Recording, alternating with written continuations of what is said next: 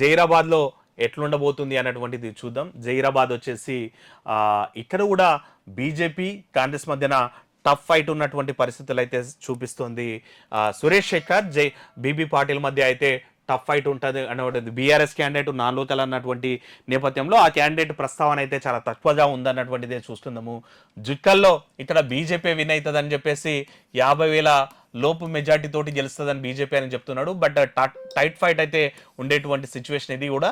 Jukkal BJP safe అంట, బన్స్వాడ BJP అంట, ఎల్లారెడ్డి కాంగ్రెస్కి ఇచ్చాడు, కామారెడ్డి ఇక్కడ సిట్టింగ్ కూడా ఉన్నటువంటి నేపథ్యం ఉంది.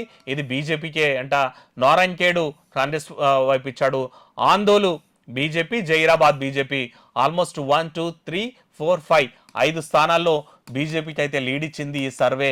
కేవలం 2 స్థానాల్లో మాత్రమే కాంగ్రెస్ పార్టీ లీడ్ ఇచ్చినటువంటి నేపథ్యం ఉంది. ఇక్కడ జహీరాబాదు సురేష్ శెఖర్ తర్వాత బీబీ పాటిల్ మధ్యన ఫైట్ అయితే టఫ్ ఉంటుంది. బీబీ పాటిల్ మరోసారి గెలిచి తన సత్తా చూపాలని ట్రై చేస్తున్నాడు. ఇక ఆ నేపథ్యంలోనే బీఆర్ఎస్ నుంచి బీజేపీలో చేరినటువంటి నేపథ్యం ఉంది. మరి కాంగ్రెస్ పార్టీ సురేష్ శెఖర్ ఎంతవరకు దీని మీద ఇంపాక్ట్ చూపించగలుగుతాడు? ఏ స్థానం అయితే టైట్ ఫైట్ ఉంది కాంగ్రెస్ మరియు బీజేపీల మధ్య అంటే మాత్రం జహీరాబాద్ కూడా ఓ స్థానం టైట్ ఫైట్ ఇచ్చేటువంటి స్థానం అని చెప్పొచ్చు. మరి ఈ రిజల్ట్స్ నిజంగా పోల్ట్రాయ్ చెప్పినట్లు బీజేపీ విన్ అవుతుందా, లేదంటే టైట్ ఫైట్ ఉండి కాంగ్రెస్ కూడా ఎర్జు ఉంటుందా అంటే జూన్ 4 వరకు వెయిట్ చేయాల్సినటువంటి నేపథ్యం అయితే స్పష్టంగా కనిపిస్తుంది.